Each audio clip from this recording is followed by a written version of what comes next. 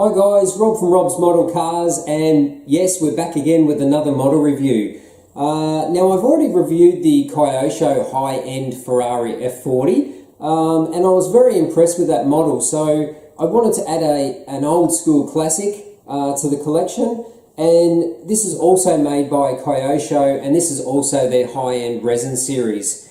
Now for the younger guys, you probably just know about this car. But for me and a lot of others that were growing up in the 80s, this was such an iconic supercar. So what we have here is the Ferrari Testarossa. So real 80s styling. It has dated a little bit in the styling of its body, but it is such an iconic car. And as most of you know, I do collect post 1984 model sports cars, supercars I should say.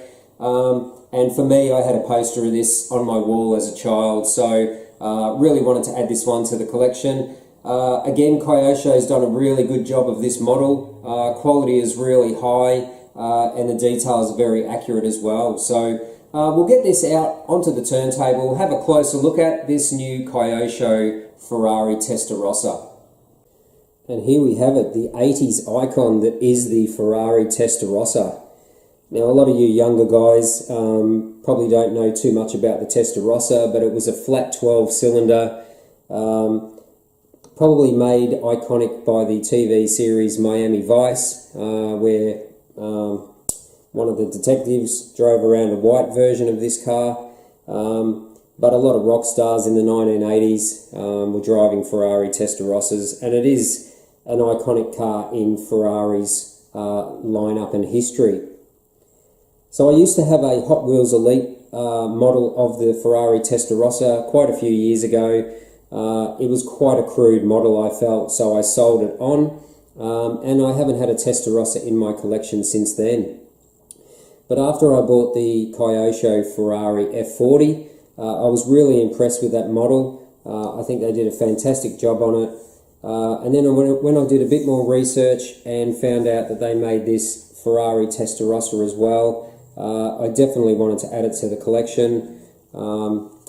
Its styling is quite quirky and it's quite dated now, but as a teenager in the 1980s, yeah, this was an iconic car for me, this and the Lamborghini Countach, so I definitely had to add this to the collection. And again, Kyosho has done a fantastic job of this model. So we'll start with the base again, like I said with the Ferrari F40 from Kyosho.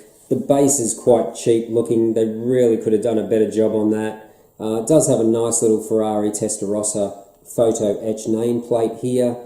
But other than that, it's the model that's the quality thing here, not the base. So let's start with the details. It does have photo etch mesh in behind the plastic slats, a little bit in the side vents, and you do get some around the engine cover as well. And behind the louvers as well at the back, so that's not too bad. Front light detail is okay, could be a little bit better, I think. It doesn't have too much depth, but you know, I can live with that, it's okay. No headlight detail, as this was the 80s, they all had pop-up headlights, so this is a sealed model, so nothing opens. Paint quality is really good, like the F40. Nice even glossy application of the red paint, so no complaints there at all. I think they've done a good job there. Nice detail in the iconic side strakes here.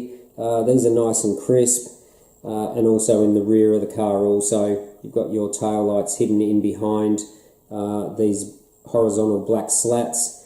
You do have a nice little photo etch Ferrari badge on there also, and you've just got the black horse there.